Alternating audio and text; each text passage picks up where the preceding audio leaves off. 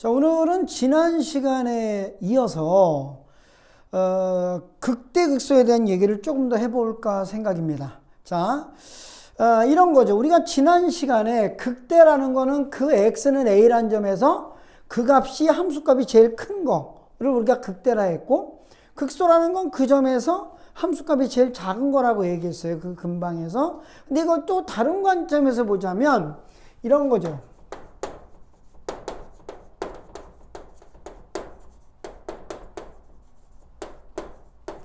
자, 이제 다시 보자면 이런 겁니다. 그래프가, 자, 보시면 이런 식의 그래프가 있다 해요.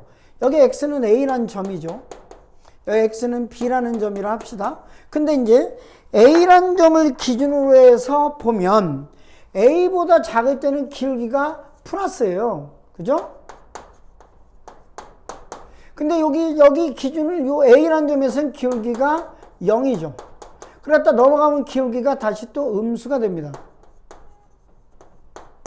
반대로 x는 b의 왼쪽에서는 기울기가 마이너스가 될 것이고, 요 점 b라는 점에서는 기울기가 0이 되겠죠. 올라가면 기울기가 또 플러스가 될 겁니다. 아, 그렇다면 우리가 요 점을 이제 극대점, 요걸 극소점이라 했잖아요. 그럼 이걸 이렇게 말할 수도 있겠구나. 결국 x는 a에서 기울기가 플러스에서 마이너스로 바뀌면 이거는 극대라는 거죠. 그죠? 이러므로 극대라고 하는 것이고, b라는 점에서는 기울기가 마이너스에서 플러스로 바뀌니까 이때는 극소다라고 얘기를 해요. 그러면 요 얘기를 가지고 조금 더 끄집어내면 이런 관계를 잡을 수가 있죠. 자, 이게 원래 함수입니다. 이렇게 된 게 원래 함수죠. 그러면 이거의 미분된 함수는 무엇을 나타내는 것인가?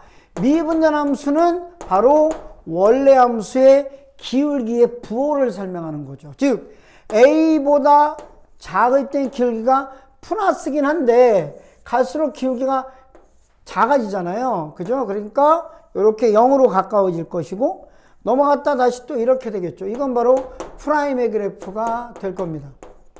이렇게 되는 거죠. 그래서 다시 말해서 미분 그래프는 x축이 기준입니다.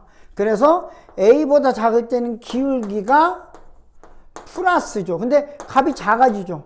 이렇게 계속 작아지고, 그 다음에 a가 되면 딱 0이 됐다가, 그 다음에 a를 넘어가면 기울기 값이 음수 쪽으로 커지죠. 그랬다가 또 어떻게 제일 작아졌다 다시 또 0에 가까워지는 값이 되죠. 그래서 이런 기울기 값의 변화를 설명하고자 하는 것이 바로 미분 그래프예요. 그래서 x축 위일 때는 기울기가 플러스, x축 아래일 때는 기울기가 마이너스라고 볼 수가 있죠. 그래서 이 미분된 그래프를 통해서 원래 그래프를 유추할 수 있는데, a보다 작을 때는 기울기가 플러스니까 증가하고 있다. 그 다음에 a와 b 사이에선 감소하고 있다. b를 넘어가면 증가한다라고 얘기할 수가 있어요. 이런 의미를 갖습니다. 그 다음에 지금 여기 잘 보시면 이거는 이제 우리가 또 요 개념들을 조금 더 이제 얘기하면, 이제 미적분 가면 요 점이 이제 의미 있는 점이 하나 되는데, 이게 뭐냐면 위로 볼록인 것과 아래로 볼록인 게 바뀌는 지점이 있어요. 그 지점이 바로 요 지점이에요. 여기 요 지점이 됩니다. 그래서 요거보다 요 점을 기준으로 해서 곡선이 위로 볼록 아래로 볼록이 바뀌죠. 그래서 요 점을 변곡점이라 해요. 이거에 또 의미가 여러 가지가 있지만 지금은 이 얘기까지는 하지 않겠습니다. 그래서 이런 관계가 된다는 거죠. 그러면 이제 이거 가지고 이제 하나를 우리가 더 얘기해요. 뭘 얘기하냐면, 그러면 미분 가능성과 극대극소의 관계입니다.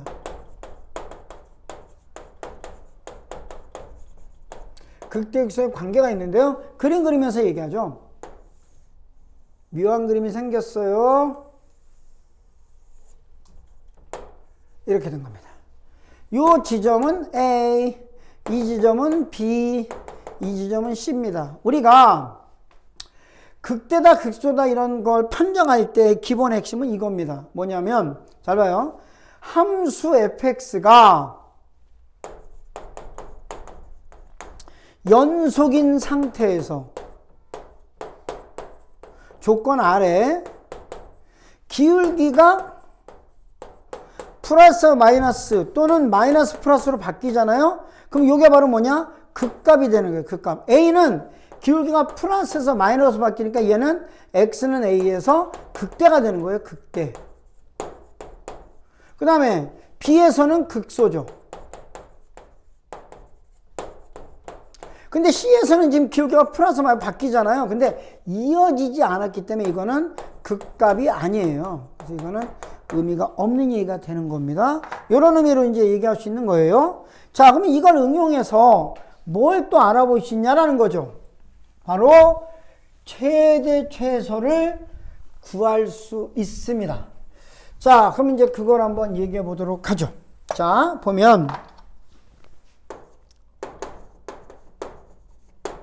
자, 최대 최소인 거죠.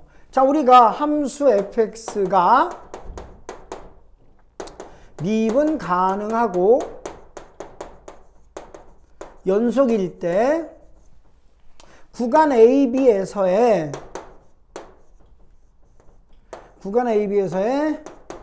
최대 최소를 구하라 그래요.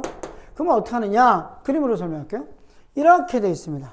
이게 y는 fx인데 구간이 여기서부터 여기예요. 여기서부터 여기까지인 거죠. 자, 그러면 이제 이때 우리는 어떻게 하냐면 경계 시작, 경계 마지막, 그리고 그래프가 이렇게 되어 있어요. 그러면 우리는 어떻게 하냐면 이 구간 안에서 미분을 이용해서 극대극소가 언제인지 찾는 거예요. 그러면 그 극값이 있는 게 여기처럼 두 개가 있다면 바로 경계값, 그 다음에 극대극소값, 이 네 가지를 비교하여 최대는 FC가 되겠죠. 극대값. 그 다음에 최소는 D 극소값. 이렇게 돼요. 근데 이건 운이 좋아서 그런 거예요. 꼭 이렇게 극대극소값이 최대 최소가 되지는 않아요. 그래프에 따라서는 예를 들어 그래프가 이런 식으로 흘러가서 이렇게 한번 해볼까요? 이렇게 흘러갔어요. 좋아. 흘러갔는데 여기가 A예요. A. 여기가 B예요. 그러면 이 안에 극대극소가 있지만 최대 최소는 얘가 최소고 얘가 최대가 됩니다. 그러니까 꼭 극대극소가 최대 최소가 되는 건 아니에요. 그런데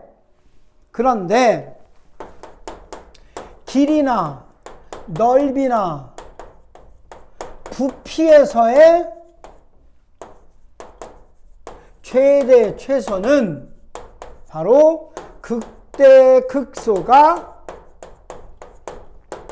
최대 최소를 대신합니다.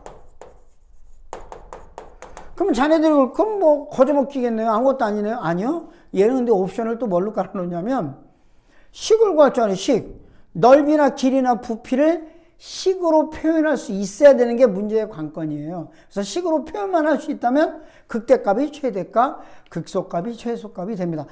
식으로 나타내는 거는 예를 들어 그래프가 나온다면 그래프 특징 같은 걸 이용해서 접근하게 돼요. 그래서 그걸 가지고 식을 만드셔서 길이, 넓이, 부피에서는 극대, 극소가 최대, 최소를 대신한다고 볼 수 있습니다.